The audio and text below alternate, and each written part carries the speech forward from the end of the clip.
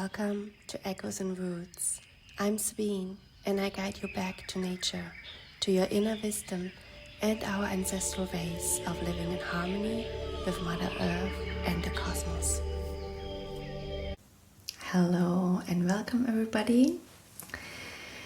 And in today's topic, I'm going to address how we can heal and work with our abandonment wound through nature and through Chinese medicine. You're gonna feel in this episode, we're gonna work with the meridians, we're gonna work with some acupuncture points. I'm gonna bring more and more of my Chinese medicine background into these podcasts, and also I want you to not just listen, because it isn't just about taking in information, it's also really about feeling in our body. And this is also with the abandonment wound. It's a wound so many of us carry, and it just shows everywhere. Is not just a personal wound, it's also ancestral wound, it's a collective wound. We're going to talk about it. And it shows in the way how we are disconnected from our original Mother Earth, and how coming back to her is gonna heal so much of that. And I really hope to bring the spirit of the Mother Earth also in this podcast today, because she is so beautiful and magnificent. And if you carry an abandonment wound, you know that this feels often really physical pain. It's physical pain, physical fears, anxiety in the body around attachment styles, etc. Now let's look at the abandonment wound. So generally we describe the abandonment wound that as a trauma of neglect, of loss, and of rejection. And I would also describe it on a more collective level as a disconnection from our ancestors and from Mother Earth. Now, as a result of this wound, we experience an intense fear around being unlovable and also being left behind. And because of that, this leads to insecure attachment styles, very anxious attachment styles that make you at times very needy. It leads to the fear of rejection. And this fear, as anyone who has experienced this before, all of these, also the insecure attachment style, is very, very physical in the body. And as it is so physical in the body, it is also something that we can address through the body and through what we are feeling. This also can lead to low self-esteem, as I said, feeling unworthy, feeling unlovable, feeling you're never good enough. People-pleasing is a big result of that, because we are looking for love, so also attention-seeking. And when we look out in the world, there is so much that's happening, especially also around social media, is all about attention seeking. And when you look behind it, like what is behind this attention, this absolute desperate attention seeking of people, when you just think of influencers, all of that, even our idea that this level of being an influencer, fame, that this is happiness, and or fulfillment or whatever, what is behind this is this absolute intense level of disconnection, and this needing to or trying to find worth through attention from the outside, trying to find validation, trying to find love from the outside. And so people pleasing, as I said, is a result of this. Also extreme independence on the other swing hand, right? On the other hand, where it's like, I don't need anyone, I don't need a relationship, I don't need a family. We have that a lot as well. People would just abandon. So the abandonment wound also leads to people massively abandoned. Like, as I said, we've seen so much children abandon their parents, abandon family members, friends, but also we abandon Mother Earth. We literally trash our own mother, the planet. And this is so interesting. So from a Chinese medicine perspective, when you look at the abandonment wound as, let's say, a pathology, and then what we always do, at least from the style that I practice, which is really based on a nature approach, it's based on the 5 elements. It's used heavily in Japanese, or it's the primary way of treating in Japanese acupuncture as well, but also 5-element acupuncture, is you always look at the relationship between the different elements, and you basically look, if the child has the abandonment wound, you're going to go to the mother and you're going to strengthen the mother, because generally we have this cycle, and in the cycle the mother is the one nurturing the child.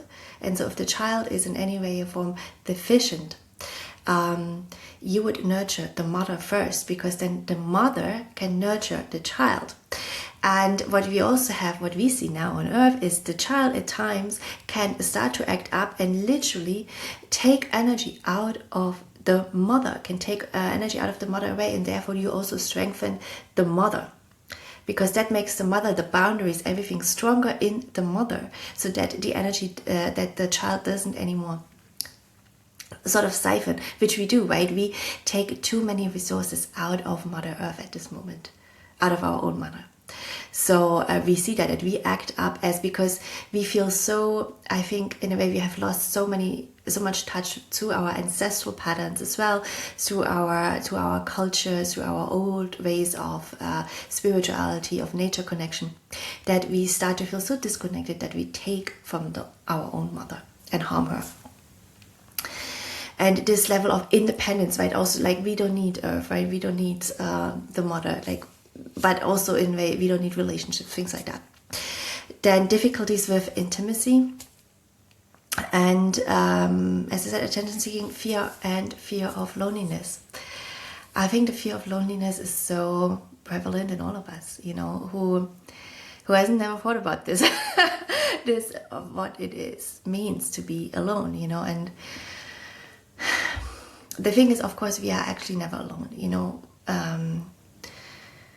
especially if you cultivate faith and spirituality, in a sense, having really, really strong connection to Mother Earth, or God, however you want to call it, to Source, origin, which is, I think, very, very important for us as humans. But it's still the community aspect, to be able to share with others, that is also so human. Outside of just faith, it's the loneliness, I think, is a very valid, fear that we all have. And it is because we are, in the end of the day, such social creatures, social beings. We really thrive, and all of us, I think, we all crave deep connections. We all crave that we can share with others, that we can love with others, and experience joy and love, and also grief and sorrow together with others. We are not meant to be just all alone. So yeah. Now, when you look at, just from psychology, at the attachment wound, so generally saying, on an individual level, attachment wound comes from childhood experiences of neglect. But when you think about this, because when you trace your own, let's say, if you experience this wound, and when you trace it back, of course, we will all have had many moments in our upbringing where we felt left out, we felt rejected,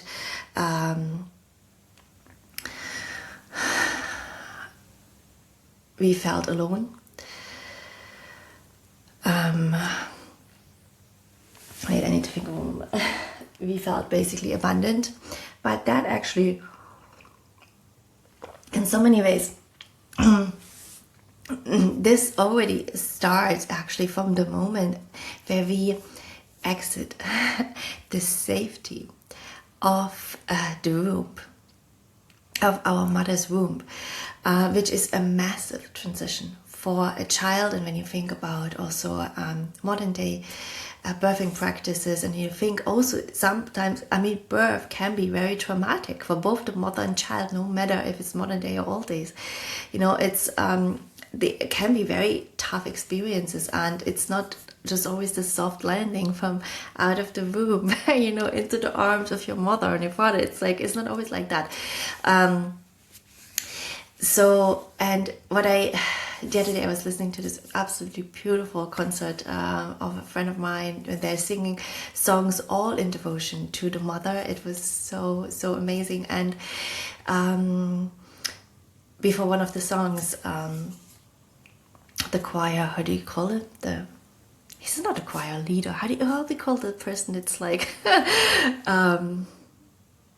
it's the intendant. See, I don't know. I only know this word now in German. Either way, he was like describing like that we actually, you know, we all currently, right now at least, all come out of the womb of our mother. We are all created in the womb of our mother. And maybe in some years it will be different. There will be AI creating in non-human environments life, but that's a different thing, right? But us who are connected to the human way, to human life, we all come out of the womb. And when you just think about this for a moment, that no matter your relationship to your mother, but literally her blood, it was her blood, her essence that grew you, that grew every single part of you. This body, you know, his flesh, his bones, was grown in the womb of your own mother out of her essence, and her blood is her DNA as well, and it's your ancestors as well. So it's like your mother, her mother, you know, father, like all the entire big ancestral lineage. And it's such a miracle when you think about this, that in a womb this new baby is born and is created. And it's as a woman, it is an absolute profound feeling. It's a profound feeling to grow in a new life, to be pregnant. And I sometimes think there must be a level of sadness or grief in man that they can't feel the same, in all honesty, because they don't have that, you know. It's really a miracle for women that we can do this, that we can create life and birth life. And so we were all created in the womb of our own mother, and this was the first container for us of love and of safety. And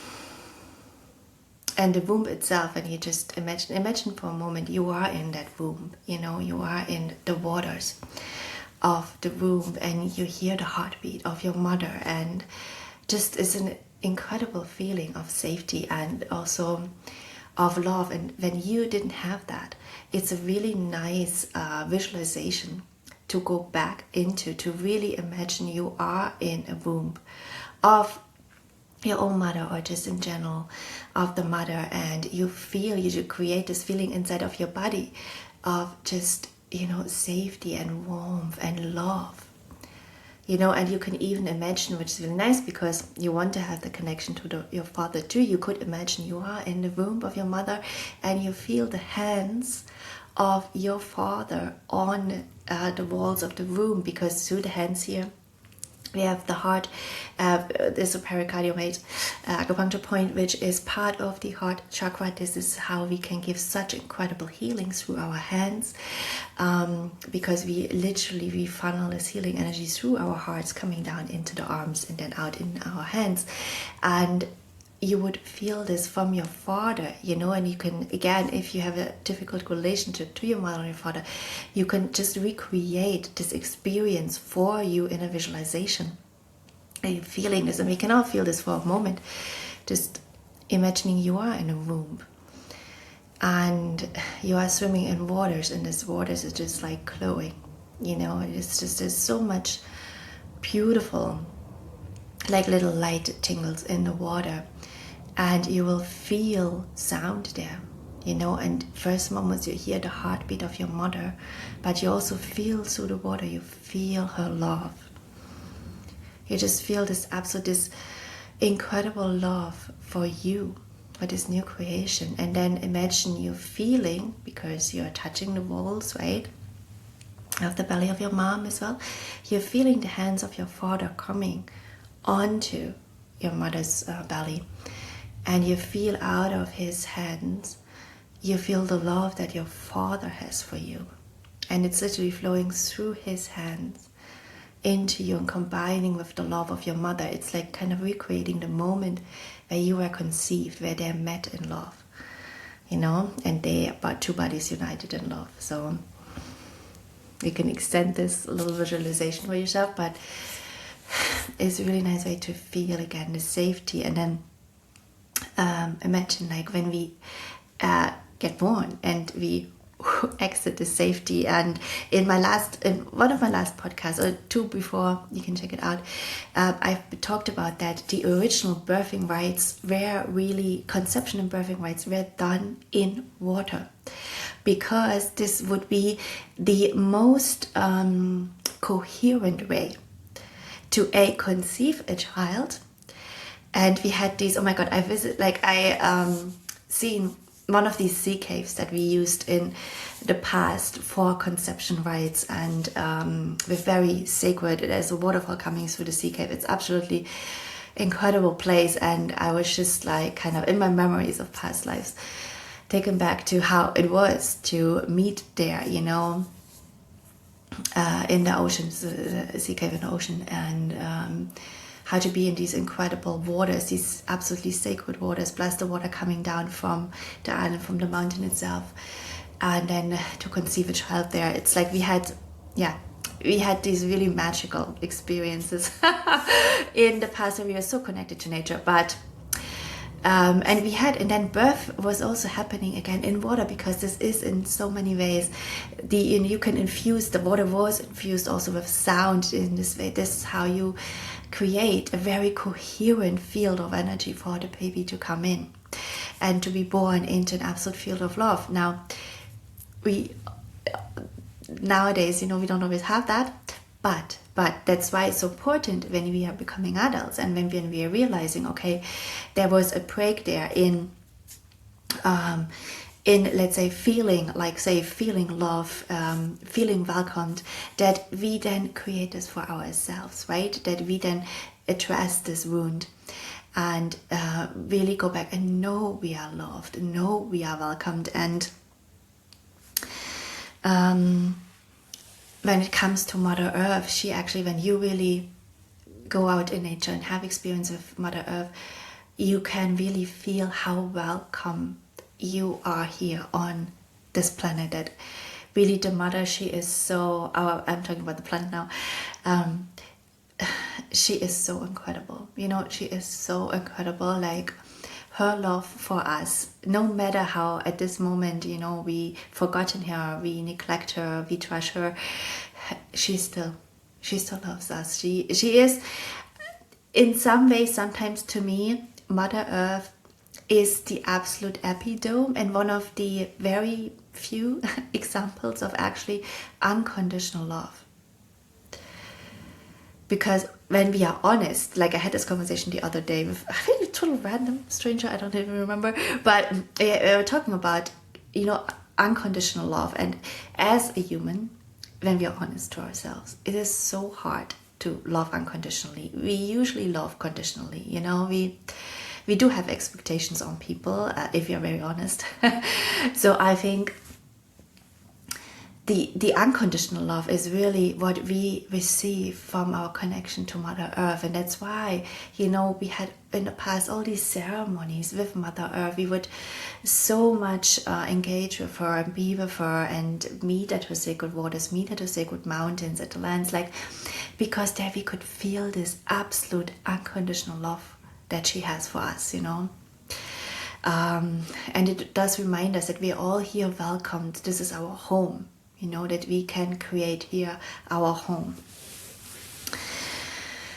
So yeah, then going back to the abandonment wound, I also feel we have, not just on an individual level, you might you might have experienced that you carry this wound, and there might not be big, memories you carry from your childhood that were so traumatic that could have created this, but very often actually we carry this wound also for our ancestors. We might have parents who were not loved, and this, of course, through the DNA, right, carried on into us. So we are also here to address this wound for our ancestors. If that's in the lineage, to really heal this. And we can only do this for ourselves. We cannot expect our parents or grandparents or whoever to do this for themselves. That's their path. But we can do it for ourselves. And sometimes it's also important to know which are the traumas and the wounds that you're meant to carry and which ones are not yours. Because the ones that are not yours, you can give back to the people. And one of the modalities I do really like is family constellation. I think it's a very powerful modality where you can tap into a lot of patterns in your family and really also see what are the traumas and the wounds that I'm carrying that are not mine, and that I know I'm tapping into at times with the things I'm feeling, but is actually not my wound to carry.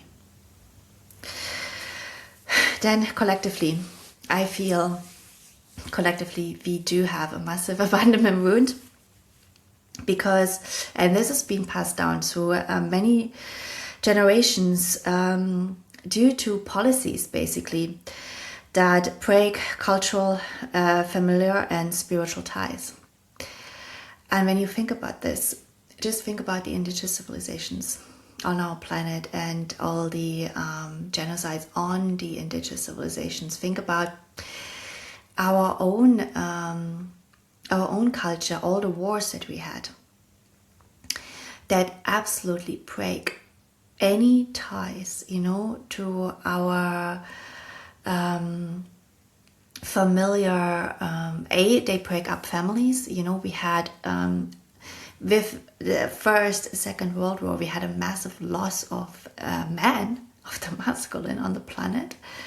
So many women had to be pushed into absolute survival mode, into being in masculine energy, because they had to survive. They had to step up in the family as the wall of the men, because the men died in war. They were gone, and then with the colonization and oh, not that annoying this word now. The taking over of other countries. You know what I'm talking about historically.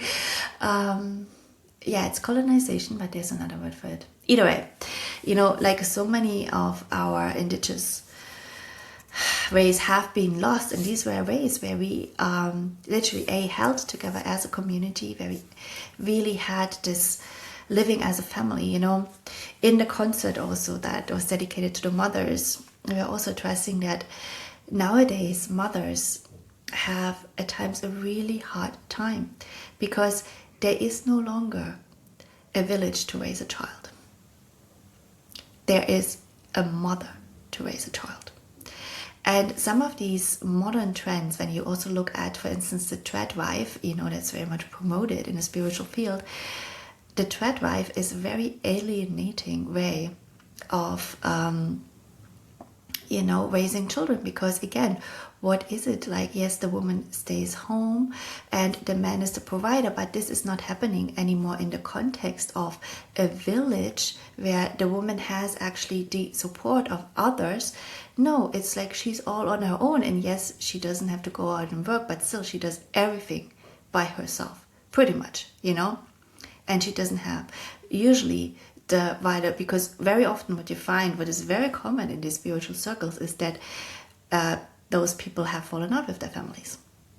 They don't live anywhere close to their families or grandparents or whatever. They do it all themselves. And it's really, really hard. I can tell this, because I raised my children in a country far away from family, and we did have, I mean, in many ways, we were lucky. We did have a lot of support from family still. I spent, because I wasn't working, I spent a lot of time going either back to Germany. I spent a lot of time in Germany with my small kids at my parents' place because, yeah, you know, you cannot just do everything by yourself. And I also had my parents-in-law, ex-parents-in-law, but they were really sweet. They came over a lot and stayed with us as well. But yeah, it's still different than when you have people around, you know, very close by that you can rely on every single day. And when you have a whole village where it isn't just like your own immediate family, where everybody is looking out for the child. This is how we would raise children in the past. You know, very different than just a mother and a father taking care of a child. And very often, anyway, it's the mother, you know. So, yeah. There's a lot of support we have lost. So this is part of the abandonment wound too. At least to me, it's like the loss of the wider village, the wider community, also the ceremonies and rituals we had together, you know, in indigenous way, but even like ancestral ways. When I think about my family, you know, and they had a very clear calendar with certain days that were big festives, you know, throughout the year. And usually because my family were farmers, so everything was very much tied to the seasons and to the lands, and you know, and it's a small village, so everything is tied into big village. But in the end of the day, it gives people structure, it gives people, it holds people. And modern day living in big cities does not have this anymore. We don't have a calendar with specific festives tied to the natural rhythms of the seasons of life.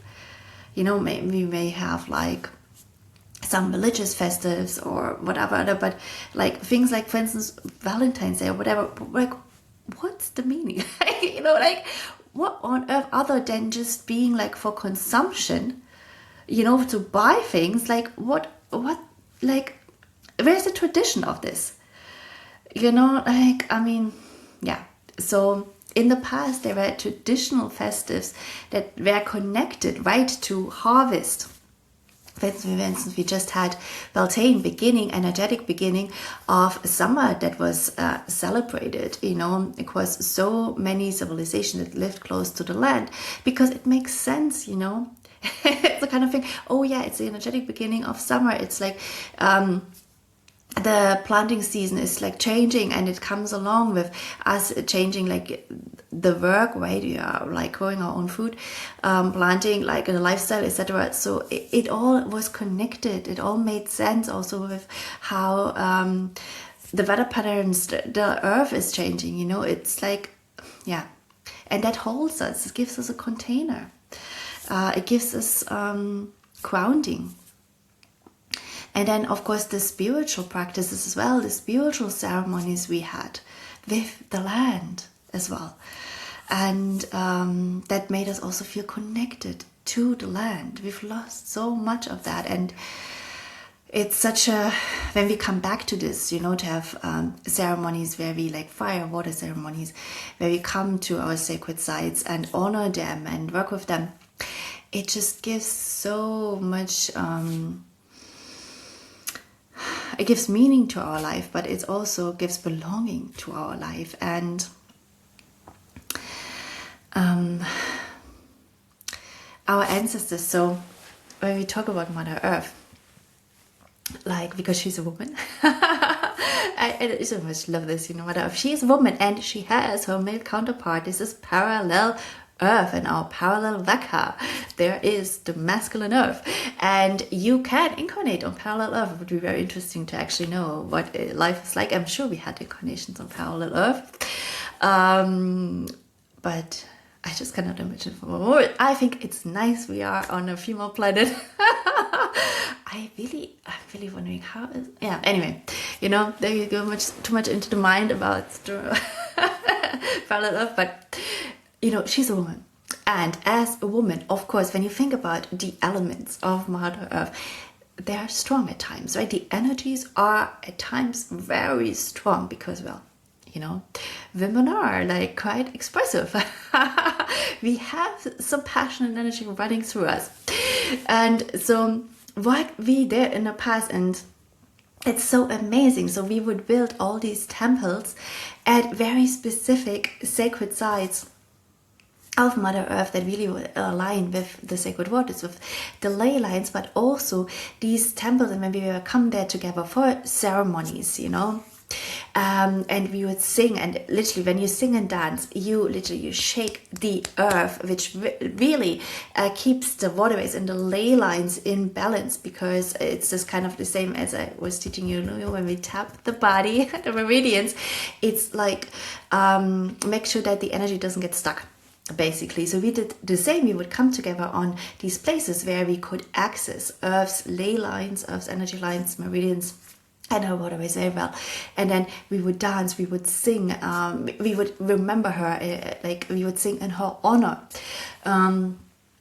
And it really makes sure that the energy doesn't get stuck, and then also sometimes when energy gets stuck, right, and then it can kind of create like an explosion. This is like what I mean, the intense elemental energy of Mother Earth. This is how we would also keep the intense elemental energy. Think of like storms, right? Think of volcanic eruptions.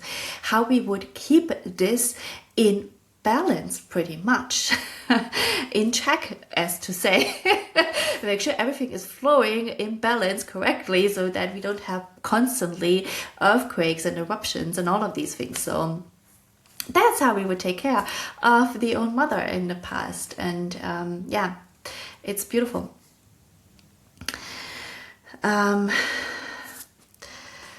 So wait, I'm looking at my notes of everything I wanted to say. Yeah. The systematic disconnection, that was what I was talking about when it comes to the ancestral abandonment wound. Is the systematic disconnection, is the loss of the connection to land, community, and culture, our original culture. And we have these resets again and again and again, through wars, through the destruction of our indigenous civilization. Think about how their children were taken away and put in boarding schools, like how their language was forbidden, their dances were forbidden, like yeah, and how it's so important that in some ways we really try to stop engaging in the big division that lead to these wars, you know, that lead to the loss of this ancestral knowledge, because it constantly puts us into a reset where we forget everything. And then we have to rebuild. And rebuilding from a very low level of consciousness is really hard. So coming back basically to the land, coming back to our own cultures, our own ways of living with the seasons, living with harmony. And coming back to our own mother, because as I said, we've abandoned even the Mother Earth, you know, nature. And yes, I wanted to talk about the birth passage, because how we are so, you know, how we are so much connected actually to nature, and how this is, I think, really the loss of the connection to nature is the biggest hurdle we are having right now.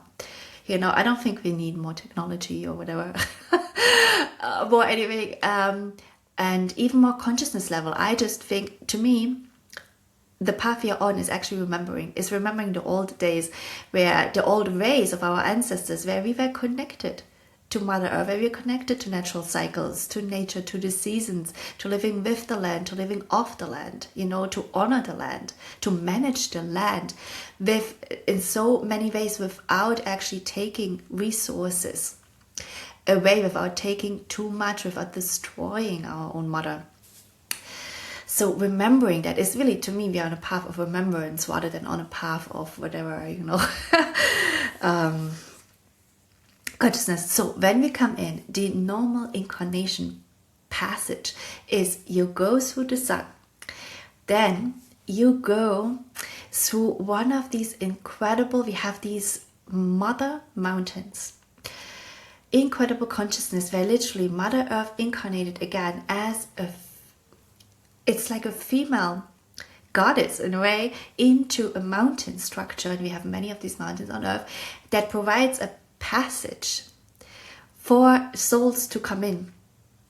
And then these souls come through the sun, come here down on Earth through these mountain passages, and through these mountain passages, a passage being opened to the core of Mother Earth. That's what these mountains do, often volcanic mountains.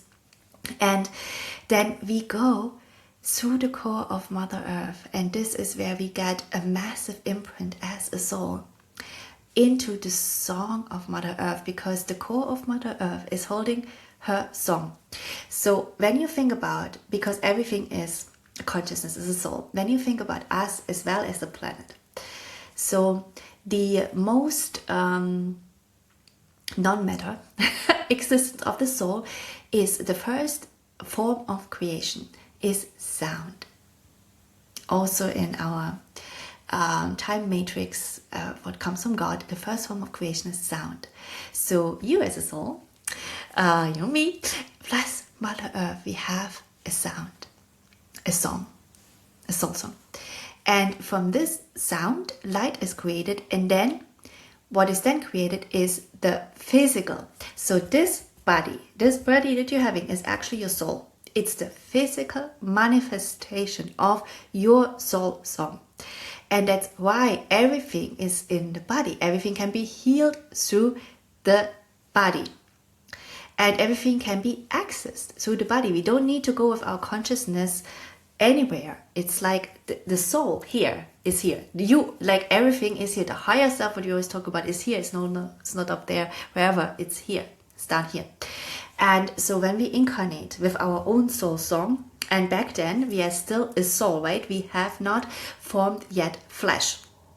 We're coming in as the soul through these mountain passages, and these mountains are so incredible. Oh my God. When you're gonna visit some and recognize some, you're gonna be like, anyway, they're so incredible. So you come in, and you come into the core of Mother Earth, which holds her song. So you get the imprint of Mother Earth. That's why I'm always saying we are all a child of Mother Earth. You know, we are just like, no matter where you think your soul is from, you know. Anyway, I have my own theories. I think most of us are earth-bound, earth souls. We are created with this planet. That's actually a different discussion. It's like the question, is the planet better off without us? Now, sometimes one might think like that because look what we're doing to the planet. But I actually think, no. We were created as a race. The human was created as a race to be a guardian of the structure that because Mother Earth is such an important planet, even our original planet, Terra, you know, they're all connected. Anyway, they're all part of the same landmass. So it's so important a planet in the wider structure of our time matrix, that we were created here to protect this planet and to be with this planet, you know. So I think we are needed. We just have to come back a bit into balance and remember our task, you know, remember who we are. So, but either way, so we're coming in as a soul, so we're having our own little song, and then we're coming into the core of Mother Earth, and then we basically going into this field. Just imagine this for a moment, this field of sound of Mother Earth's song. And we are taking a part of that into our own field. Because, as I said, we are, right, a child of Mother Earth. So we're taking this into us. And it stays with us, you know. So we're going to also vibrate with the sound of Mother Earth as we are walking on her surface. And then you come basically then from the core of Mother Earth, where you immerse yourself in her song. You travel through the ley lines, through the energy lines, meridian lines, to the moment, right, to your mother's womb. And then it's the things she eats, it's the prana, life force that she breathes, then what she eats, what she takes in, plus her blood, plus the ancestral DNA, plus then that spark that comes in from you, your soul, that is forming the body, the flesh. So the flesh is really, your body is made out of what's coming from the earth, because what she's eating, the oxygen she's breathing, is what's coming here from earth, right? It's coming from the trees, what's growing here on earth, plus your original DNA and the DNA of your ancestors. So this is what creates this incredible body, this expression. That's why it's also so important to make peace with our body, to love the body. And it's not easy, I know, it's not always easy, you know, because we get these ideas, we get these ideals of how we should look and all of these things. But to remember that this is how we want it to look. You know, this is how the soul wanted to come out and look in this lifetime. Yeah, you know. And this is also how we then carry this imprint of Mother Earth. And that's why it's so important to be with her, to immerse with her, to walk barefoot on the land, to feel the sun on you, to feel her heartbeat again and again and again. Because this is also, when you want to also heal the attachment wound, or abandonment wound, then you can also go back to this really feeling, being immersed in her song at the core of Earth. In that moment where your soul came in, because that is where she welcomed you in her womb.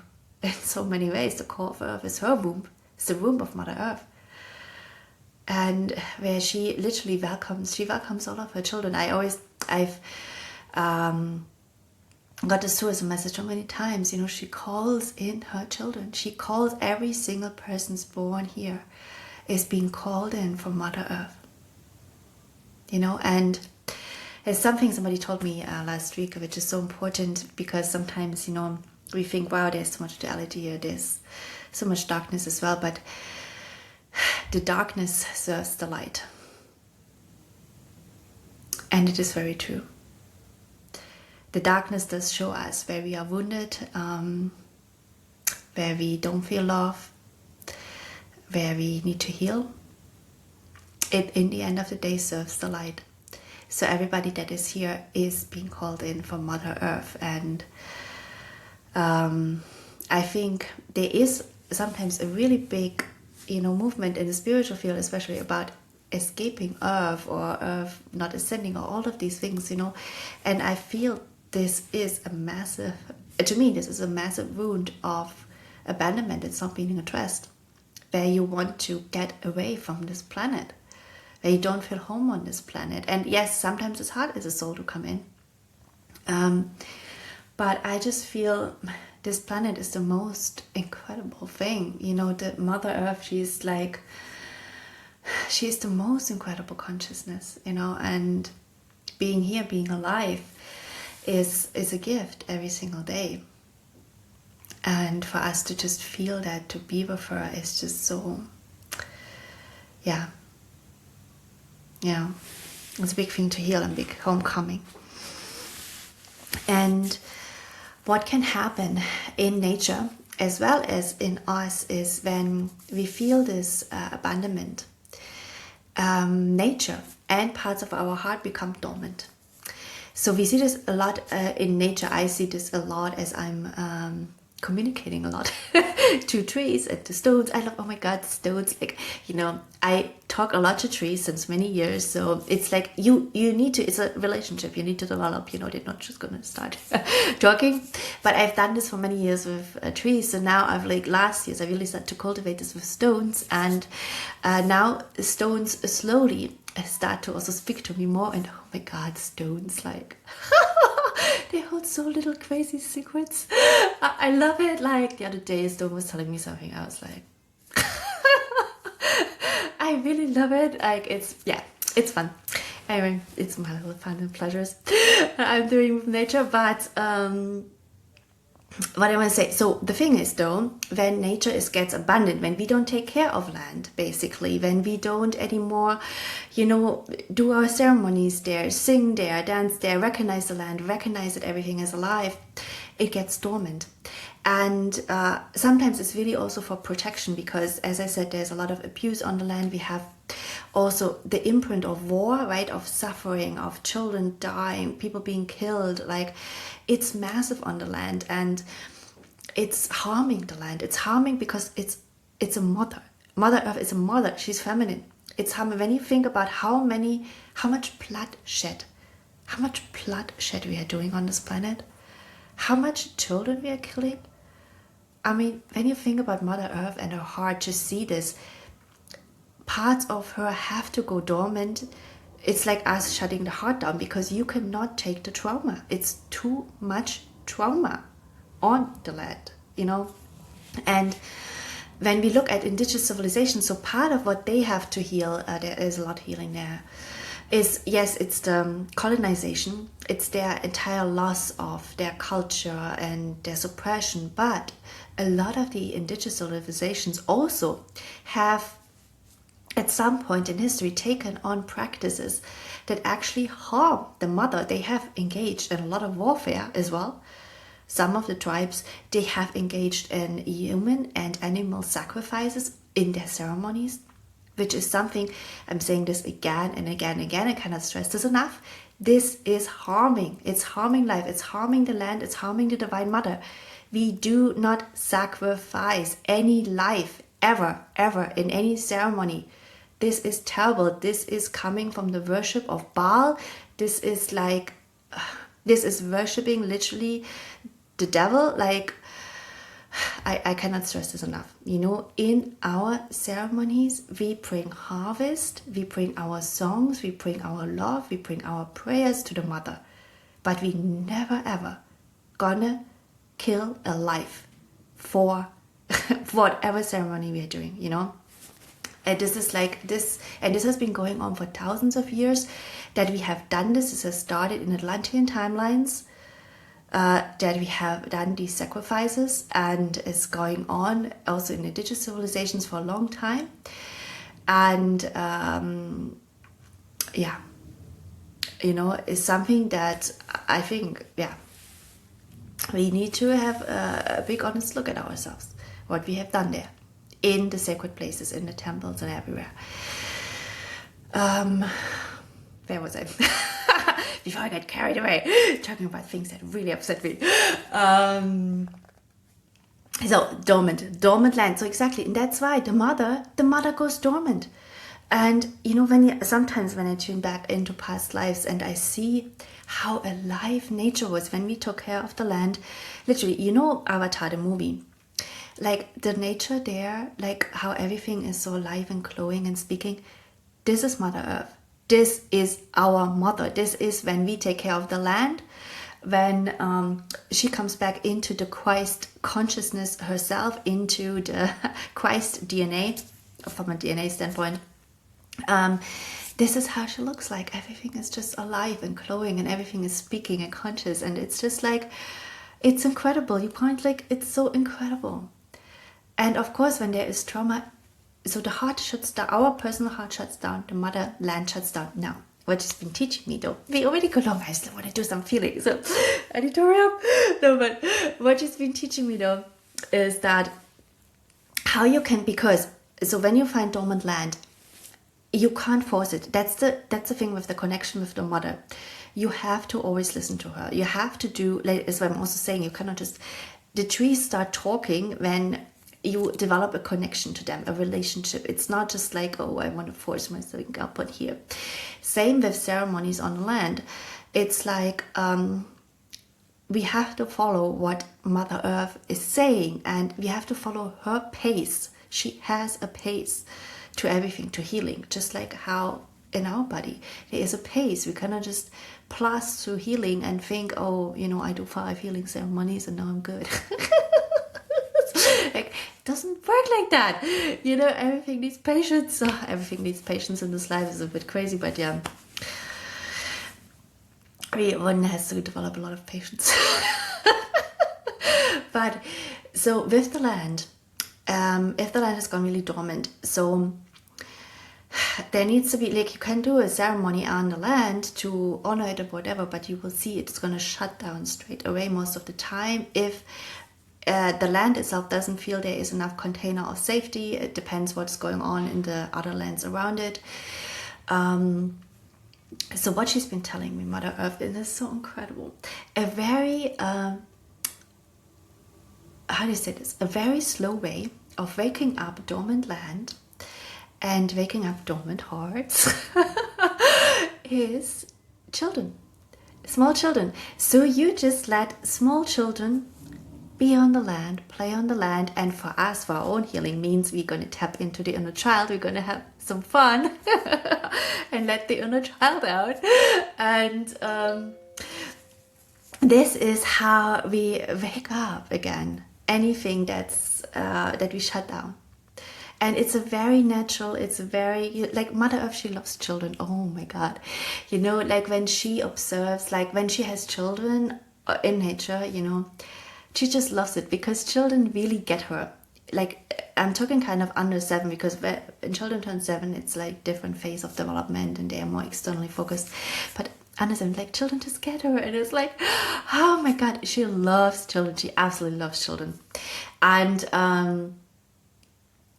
yeah, and also for us, you know, sometimes we really need to have the inner child. So the other day I was at the beach and I was talking to this lady. She was painting, you know, at the beach, and we were talking about, she was like asking me how my day was at the beach and how her day was, and I was like, what did you do? And she was like, oh my God, I built a sandcastle. And I was like, yeah, you know, it's so much fun. Like we just sometimes need to be, and it's 2 adults, you know, talking about like what fun they had, like childlike fun. It's just like we need to do that, we need to have that, you know. That's what, oh my God, when I had small children, I loved it because I was doing all these like child fun things, play things with them, you know. It was so much fun. When they get older, I think it's like, I don't know, it's different, it's just different connection. But yeah, we need to get that little inner child out sometimes, and Mother Earth loves it too. And we have a little fun also in nature, having a little fun. Yes, that's important. I'm just thinking back of my own little funs I have at times. Yeah, good. Now, let's feel how we can address the abandonment, because we are already 52 minutes. How we can address the abandonment wound in the body. So, channels from the meridian channels that we can work with that really have to do with these wounds. First one is what's called the Chongmai. Chongmai, sea of blood. It's the sea of our DNA. It's the first, it's an extraordinary meridian. We call them extraordinary because they're really like a reservoir of water in the body. They are like, when you take, for instance, when you take sacred springs as well, the springs comes somewhere like from an underground lake or whatever reservoir. So these are the reservoirs in the body of the lakes, the underground aquifers of the body, from which then the other meridians, the water that's flowing, the energy is flowing in your body, stems out of. So we call them extraordinary meridians, first ones to form in children. Also really interesting when you treat children, when you work with children, to treat for them until they're a certain age. You can really just treat them from the extraordinary meridians because they're still so active in them. Now, so the Chong is the first one that ever forms when we are in the mother's womb. This is where the DNA gets anchored, and in the body, it's also in our 15-dimensional crystalline light body structure. It's the most important pillar. It's the central pillar. It's going literally through your crown down into your perineum. So I want you to feel this for a moment. There's meridian, the Chong meridian. So you go down to your perineum and you're building up a line through the center of your body. So it's not your spine, it's not your forehead, it's the center, middle of your body, bringing it up to your crown. This is the Chong, and the Chong is literally, that one has all your ancestral patterns in it. So it has any kind of abandonment wounds that the ancestors have. It has, as I said, our collective, has the collective abandonment wound of the loss of our culture, the loss of our original ways, our own languages. And what is really nice with the chong, when you feel into this line, into your central column, so you're still staying with the central column,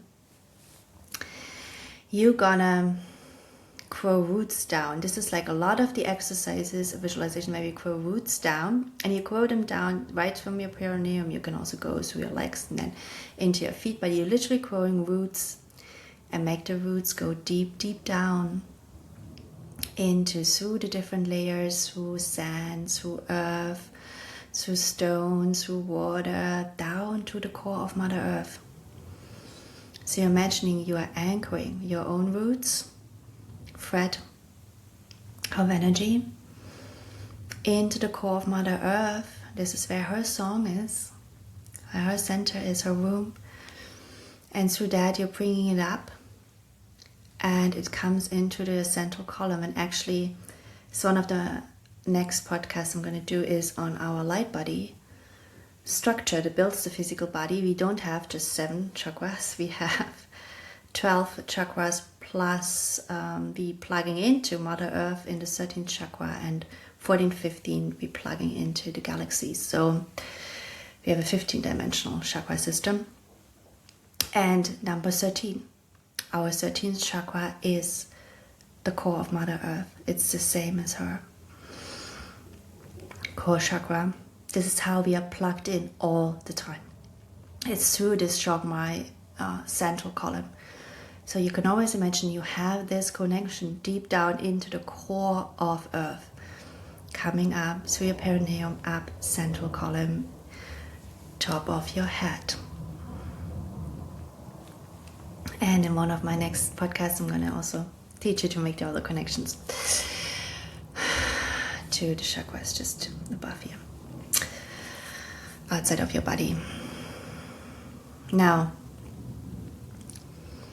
this is the chong. So this is our ancestral, our collective abandonment wound that we can strengthen when we just really visualize this connection and we put it down into Mother Earth, into her song.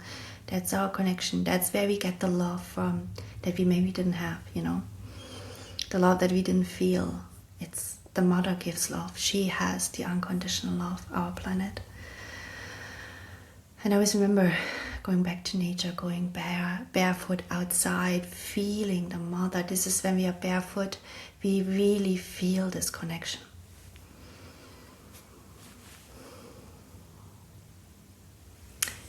Next meridian we're going to work with is, so the one that forms from this, so we have the Chong Mai, Sea of Blood. First one that forms in the embryo.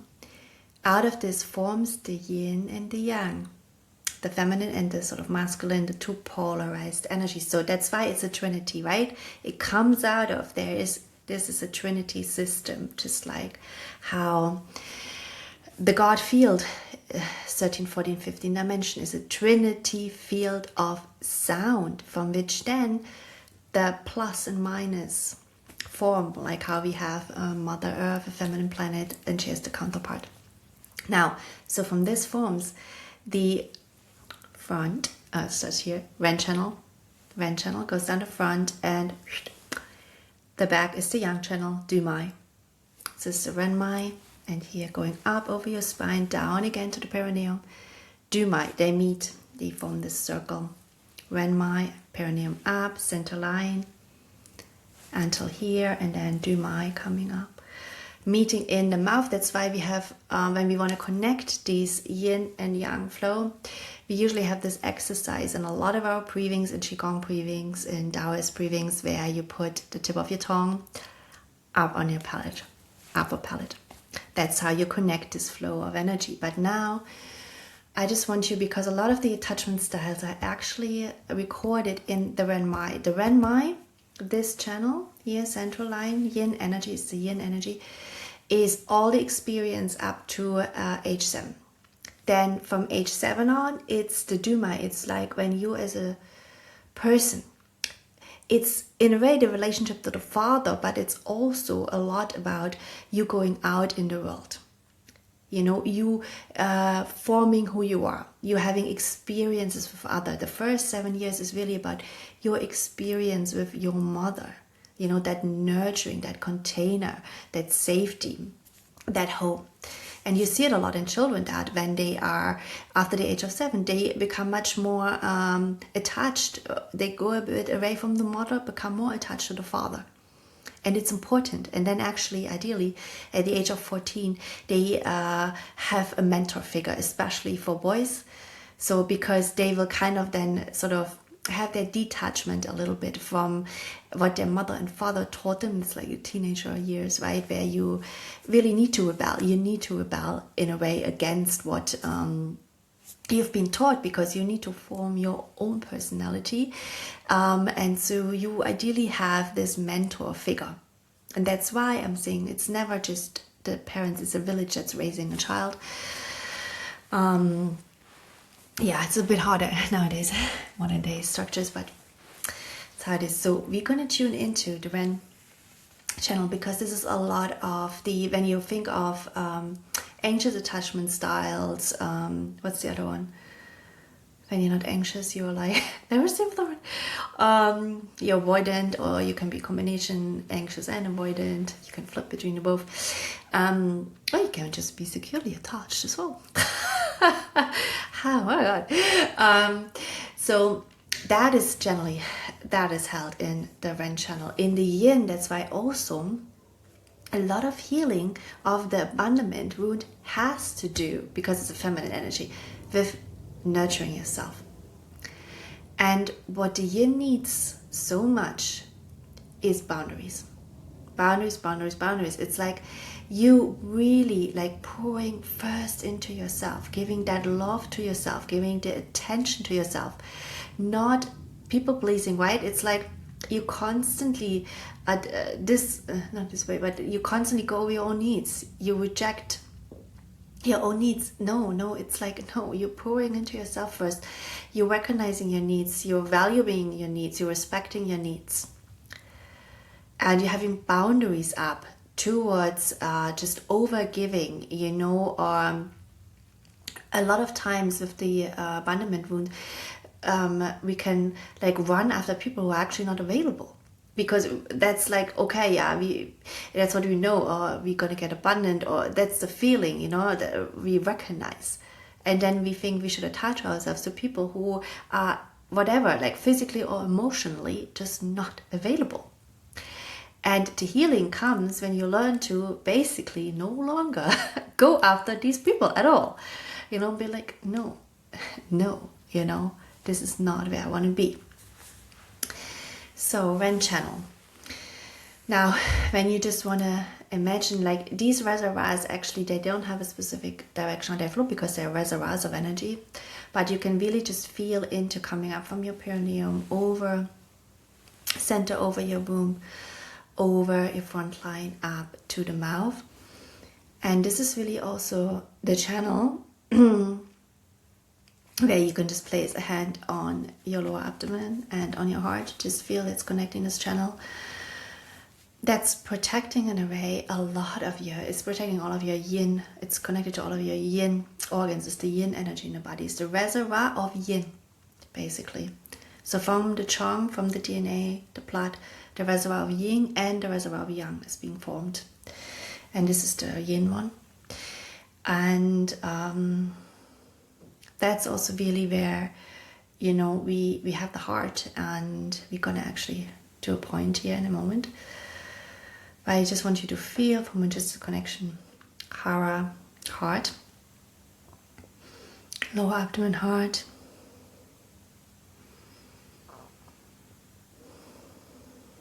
the yin energy,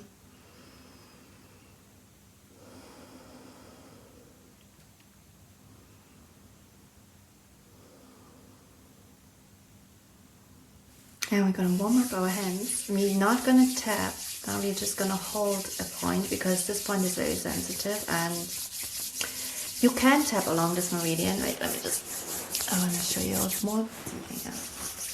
So when you, like, you could like stroke. I just like to stroke this meridian. I don't, you know, usually do too much tapping on this because it's very sensitive as it's yin energy.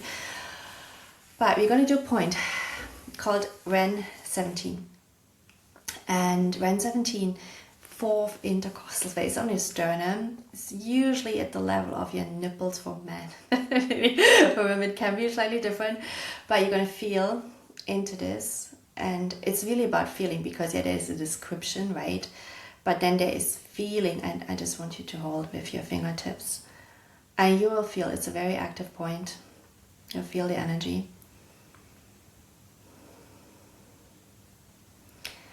And this point basically connects to the heart and connects to the thymus gland, and it's also the 8th chakra. It's one of the chakras you've not often been told about. It's our throne of power. It's the 8th chakra is so important. This is where we access our soul memory, what you could call the akasha. It's in the DNA, it's in the body, and it comes naturally to you. It's a natural process that soul memory comes back to you. And there's an incredible crystalline structure here that holds so much of this blueprint, like where because your soul as a crystalline structure is anchoring on this central pillar that we just did the Chong. It's anchoring there, and here you really have this throne of light, and I'm going to read to you. I want you to continue holding this point. I'm going to read a description for you. It's like one of my favorite books. It's called Characters of Wisdom, Taoist Tales of Acupuncture Points. I use this a lot in my classes on when I select points to stimulate, because it's looking at the original description of points where what's called pinyin. So that's like, if you look at this this is a pinyin. The symbols, if you see this now on YouTube, you can see this. And it looks at how you would translate this from a very spiritual point, and how the point is being called, because you know the names now, Ren 17 is a modern day description. It's just a number. It didn't used to be in the old days numbers. In the old days, this point was called Dan Song, and it's basically called center of our inner storehouse of light. And okay, I'm going to read this to you. As we go up the conception vessel, we go deeper into our spiritual potential, and I want you to keep on holding this point. The peace and harmony of Song Tian now flows into the breast itself. Babies are nourished with the love that flows from the breast of the mother. Inside the breast lies the heart that feels life with great sensitivity, tenderness, and with the warmth of love. It's a place of honesty and sincerity. Dang Song, that's how it's called, is the love and warmth that lies between the breasts. Dan is drawn as flesh and a storehouse with the sun in the middle. The sun brings light and purity to all things. Here only the purest grain is stored. It has the meaning of the place between the two breasts where the heart is protected. It is a place of great illumination. Song is the center or middle where peace and harmony come from balance, modesty, and moderation. Here we feel the profound relationships and subtle changes as yin moves to yang, night becomes day, and light becomes dark. This point is also one of the points of this sea of energy, giving a boost of vitality. Dang Song is the center of our inner storehouse of light. Imagine being nourished by the love and wisdom of the heavens, just as a baby is nourished with the love of its mother while feeding at the breast. From that love flows openness, sincerity, and honesty into our lives. Here our relationships can be brought back into balance with the tenderness of harmony and love. We can again feel ourselves nourished with the purest of grain of light, love, and warmth. It is as through the sun itself enters our hearts, giving us great compassion for others. At Dang Song we feel the great tenderness within our heart.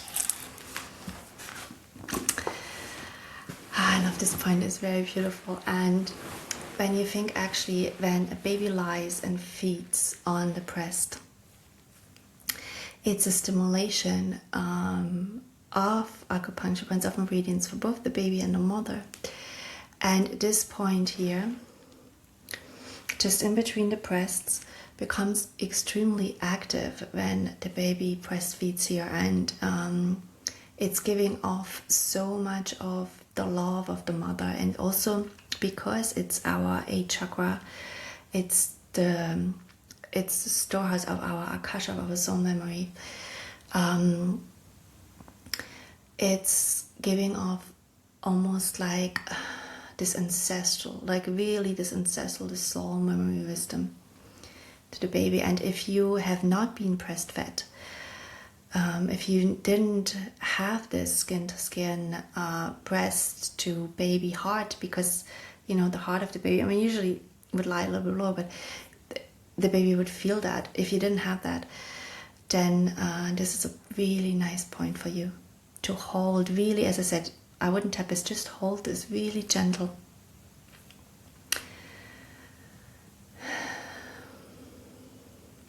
Yeah, really beautiful point.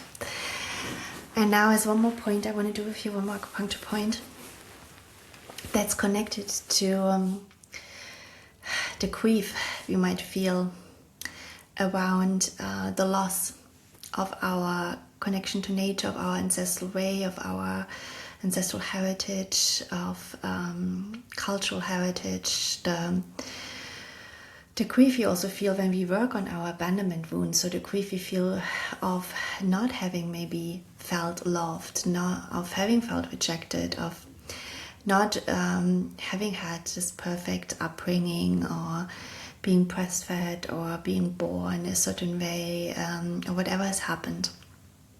And feeling the grief, because when I think of myself and me working with this wound, it's the biggest emotion was really like the grief in my heart, the pain, so much pain in my heart.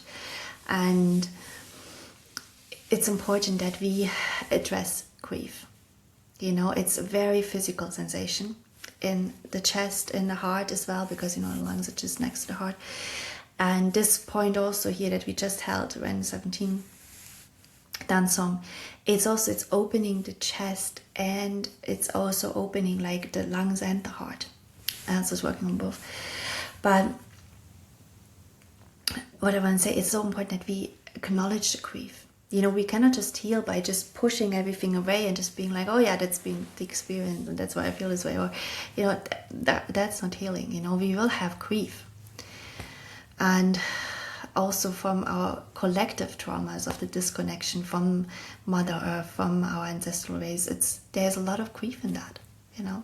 So we're gonna do a point that helps with this. It's they also call it window of heaven point. So there's certain points here on the upper part of the body that connect us very much. When they say window of heaven points, it means they connect us to almost like the higher self, even though I said the higher self is in the body, right? But they connect us to this higher wisdom, to our connection to the divine very much. And so this point is on the lung channel, because the lung channel has to do with grief. And so I need to if you are, it's on the biceps, it's on your upper arm, if you are just listening to this.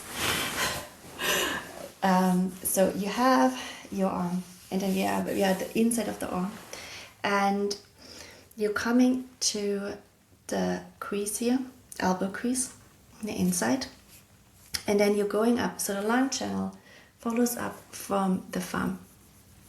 It goes over here, here, here, here, here, and then we're coming up on the bicep, and here basically. So we divide this area. We call this ninth zone, and it can be divided in 3 parts. But what easiest what you can do is you take your, because this is your own body, right? That's why you cannot just put like a little measurements on it. Everything is very personal, where the meridians flow, where the points are. You take your 4 fingers of your hand, and you begin at the crease of the elbow, and you go up twice basically, because then you're like up. So you can also come from the crease up here, So it's like, we call this 6 sun, but it's like twice, and it's on the side of the bicep where your thumb is. Let me just feel. And you need to feel, you're going to come into a dip, because the thing is, it's about feeling, you know, it's not just about description. Yeah, that's the point for me. It's really feeling. Where you feel, usually when you have an acupuncture point, you will feel there's a change in temperature, there's maybe a dip, can be a change in texture, and you're just gonna hold it. And we have it on both sides, so you can do the other side later. And I'm just gonna feel into it.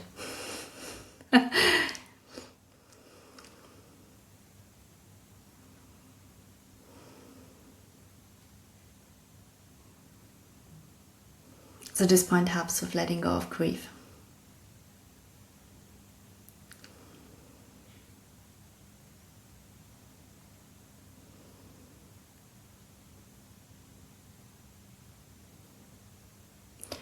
And you can also feel into, I mean, for me, because I'm super sensitive, I feel the energy in the entire meridians, not just the lung, but also the large intestine. Because they're connected, they're yin-yang pair. You hear my cat?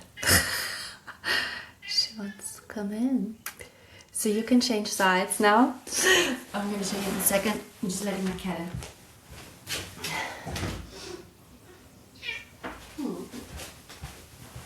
So, we always have, other than the vent channel, which is just, you have the meridians on both sides. So again, you come up from your thumb, right? Inside arm, upper arm, 2 times the width of your hand on the upper arm, on the side of the bicep. And remember, it's the side of your thumb. And sometimes these points are also, they are sensitive, so that's also how you can feel them. And my gosh, is like, what you doing? Doing acupuncture. Oh my god, I met someone, she does like acupuncture on animals, without needles, obviously. I was like, can I also do acupressure on my cat?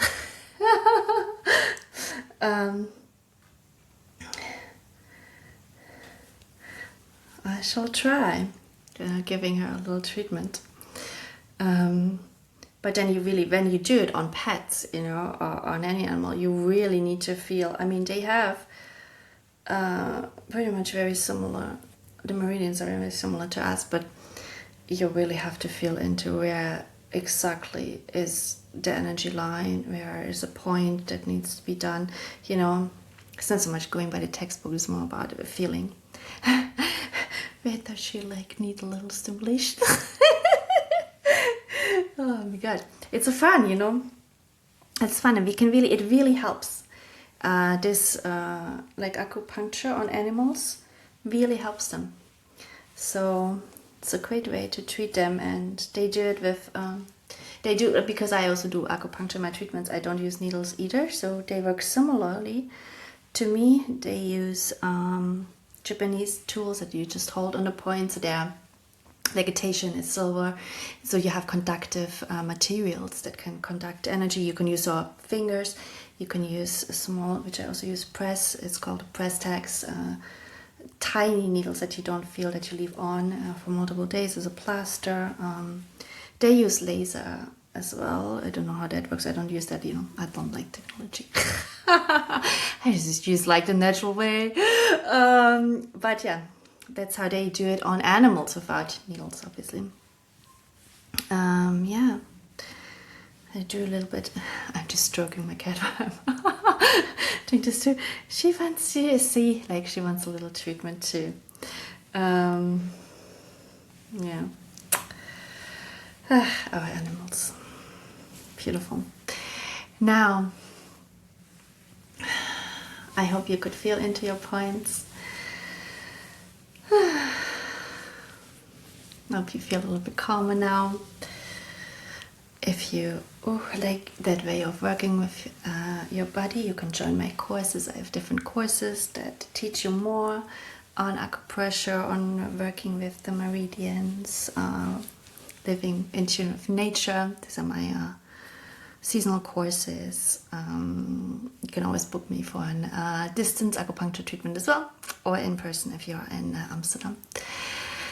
I also do work with children without needles for the in-person, only not for the distance. But I work with animals for the distance, so because we can treat animals really well, also energetically.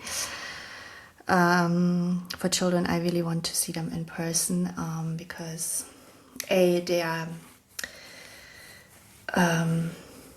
I want them to really feel safe and really know everything I'm doing and really be with me in the treatment. They are also very reactive children, so it's in person is much better to be able to really adjust to their energy system that works very fast.